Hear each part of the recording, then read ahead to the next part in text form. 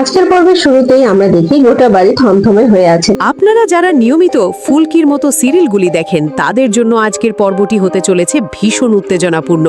বিশেষ করে দীর্ঘ 12 বছর পর একটি হারানো মায়ের ফিরে আসা এবং একটি মেয়ের আবেগের বিস্ফোরণ, এই সব নিয়েই আজ আমরা কথা বলবো। তো চলুন আর দেরি না করে ঝাঁপিয়ে পড়ি আজকের গল্পের গভীরে। আর হ্যাঁ, গল্পে ঢোকার আগে যারা এখনও আমাদের চ্যানেলটিকে সাবস্ক্রাইব করেননি, প্লিজ এখনই সাবস্ক্রাইব করে দেখতে থাকুন। অর্ণব ভট্টাচার্য নামে একজন ব্যক্তি 12 বছর আগে হারিয়ে যাওয়া রাঙামাজিকে তার পরিবারের কাছে ফিরিয়ে দেওয়ার জন্য একটি বড়সড় লাইভের আয়োজন করেন। এই লাইভে তিনি রাঙামাটির সম্পর্কে এমন কিছু চাঞ্চল্যকর তথ্য প্রকাশ করেন যা শুনে দর্শকরা চমকে যান। অর্ণব জানান 12 বছর আগে তারা রাঙামাটিকে পেয়েছিলেন এবং তারপর থেকে বন্যপ্রাণ নিয়ে কাজ করার সময় রাঙামাটি একজন দক্ষ তীরন্দাজ হিসেবে তাদের সঙ্গেই ছিল। তিনি রাঙামাটির আসল নাম না জানলেও তারা তাকে টুরা নামে ডাকতেন। রাঙামাটির স্মৃতিশক্তি সম্পূর্ণ বিলুপ্ত, সে তার অতীত সম্পর্কে কিছুই মনে করতে পারছে না। অর্ণব আরও জানান যে যখন তারা রাঙামাটিকে খুঁজে পান তখন তার পরনে ছিল একটি মুদ্রাঘরের সিকিউরিটি গার্ডের পোশাক, যা থেকে বোঝা যায় তার বাড়ি কলকাতায়। তিনি দর্শকদের অনুরোধ করেন যদি কেউ টুরাকে চিনতে পারেন তাহলে যেন অর্ণবের সাথে যোগাযোগ করেন এবং লাইভটি শেয়ার করেন। এই লাইভই হয়ে ওঠে রাঙামাটির পরিবারের কাছে পৌঁছানোর একমাত্র আশার আলো। ঠিক এই সময় জুমের বিয়ের শেষ পর্যায়ের আয়োজন চলছিল যখন সেখানে উপস্থিত হয় বিহু। বিহু তার মায়ের কথা ভেবে আনমনা হয়ে দাঁড়িয়েছিল। হঠাৎ তার এক বন্ধু বিহুর কাছে এসে কিছু গুরুত্বপূর্ণ কথা বলার জন্য তাকে জোর করে একান্তে নিয়ে যায়। বিহুর বন্ধু তাকে জানায় যে সে এমন একটি লাইভ দেখেছে যেখানে হুবহু বিহুর মায়ের মতো দেখতে একজন মহিলাকে নিয়ে কথা বলা হচ্ছে। এই খবর শুনে বিহুর জীবনে যেন এক ঝড় বয়ে যায়। বিহুর হাতে ফোন তুলে দেওয়া হলে বিহু দেখতে শুরু করে সেই লাইভ ভিডিওটি। অর্ণব ভট্টাচার্য তখন রাঙামাটিকে তার পরিবারের কাছে ফিরিয়ে দেওয়ার জন্য কথা বলছিলেন।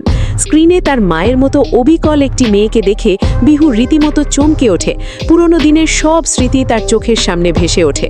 মায়ের স্পর্শ, মায়ের আদর, তার চোখ বেয়ে অঝরে জল ঝরতে শুরু করে। সে তার বন্ধুটি জিজ্ঞাসা করে এই লাইভ কখন শুরু হয়েছে আর এই মহিলা কে? বন্ধুটি জানায় বিয়ের আয়োজনের মধ্যেই সেই ভিডিওটি দেখেছে।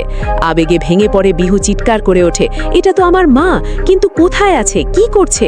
দীর্ঘ 12 বছর পর নিজের হারানো মাকে ফিরে পাওয়ার আনন্দে এবং অনিশ্চয়তায় কান্নায় ভেঙে পড়ে বিহু। বন্ধুরা ভাবুন তো, 12 বছর পর নিজের হারানো মাকে ফিরে পাওয়ার অনুভূতিটা কেমন হতে পারে? আপনার মতামত কমেন্টে অবশ্যই জানাবেন। এদিকে বৃন্দা যখন সেই ছেলেটির সাথে বিহুকে কথা বলতে দেখে তখন সে মনে মনে বলে যে ছেলেটি বিহুর সাথে ঘনিষ্ঠ হওয়ার চেষ্টা করছে। বৃন্দা এই সম্পর্ক কোনোভাবেই মেনে নিতে চায় না এবং সিদ্ধান্ত নেয় আড়াল থেকে তাদের সব কথা শুনবে।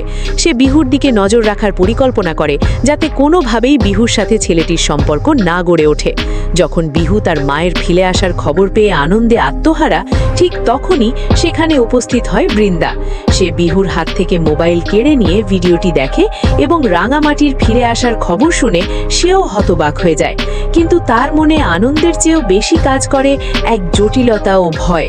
অন্যদিকে অঙ্কুর চিন্তা করছিল সত্যজিৎ রাঙামাটির খোঁজ করতে গেছে, কিন্তু এখনো কি কোনো খবর পেয়েছে? সে জানে না যে বিয়ে প্রায় শেষের পর্যায়ে। এই উদ্বেগ তাকে অস্থির করে তোলে। সত্যজিৎ সেই তীরন্দাজ তুরা মেয়ের খোঁজ করার জন্য অর্ণব ভট্টাচার্যের অ্যাসিস্ট্যান্টের কাছে পৌঁছায়। সে অর্ণবের সাথে কথা বলতে চায়। অ্যাসিস্ট্যান্ট তাকে জানায় যে অর্ণব এই মুহূর্তে তুরাকে তার পরিবারের কাছে ফিরিয়ে দেওয়ার জন্য লাইভ করছেন। সত্যজিৎ দ্রুত লাইভের জায়গাটা জেনে সেখানে ছুটে যায়। লাইভ প্রায় শেষের দিকে। অর্ণব রাঙামাটিকে সান্ত্বনা দিচ্ছিলেন যে লাইভটি ভাইরাল হলে সে দ্রুত তার পরিবারের কাছে ফিরে যেতে পারবে। ঠিক তখনই সেখানে হাজির হয় সত্যজিৎ। রাঙামাটির মতো হুবহু দেখতে একটি মেয়েকে দেখে সত্যজিৎ দূর থেকে চিৎকার করে ওঠে, রাঙামাটি, তুমি বেঁচে আছো? তোমাকে আমরা কত খুঁজেছি। এই কথা শুনে অর্ণব অবাক হয়ে জিজ্ঞাসা করে, আপনি কি ওকে চেনেন? সত্যজিৎ আবেগপ্রবণ হয়ে বলে, চিনি না মানে কি? পুরো বিশ্ব চিনে রাঙামাটি তীরন্দাজকে। এশিয়ান এবং ওয়ার্ল্ড চ্যাম্পিয়নশিপ অর্জন করেছে সে। 12 বছর আগে হারিয়ে গিয়েছিল, আমরা তো তাকে মৃত ধরে নিয়েছিলাম। অর্ণব তখন জিজ্ঞাসা করে, তাহলে ওর নাম রাঙামাটি তীরন্দাজ? সত্যজিৎ হ্যাঁ সূচক জবাব দেয়। রাঙামাটির কাছে এসে সত্যজিৎ বোঝানোর চেষ্টা করে, আমি তোমাকে চিনি, আমি তোমার সত্যজিৎ স্যার, অদিতির হাজবেন্ড, তোমার ননদের জামাই, মনে করতে পারছো না? কিন্তু রাঙ্গামাটির স্মৃতি সম্পূর্ণ বিলুপ্ত। সে কোনো কিছুই মনে করতে পারছে না।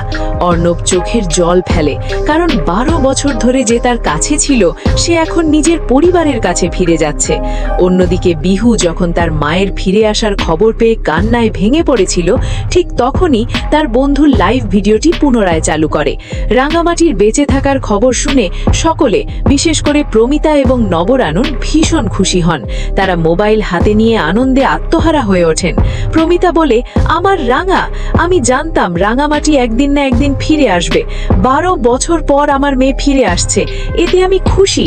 আজ একদিনে দুটো খুশির খবর পেলাম। প্রমিতা নিজেকে ধরে রাখতে পারছিল না। সে চিৎকার করে জানতে চায় লাইভটি কোথায় হচ্ছে, কারণ সে এক্ষুনি রাঙ্গামাটিকে ফিরিয়ে আনতে চায়।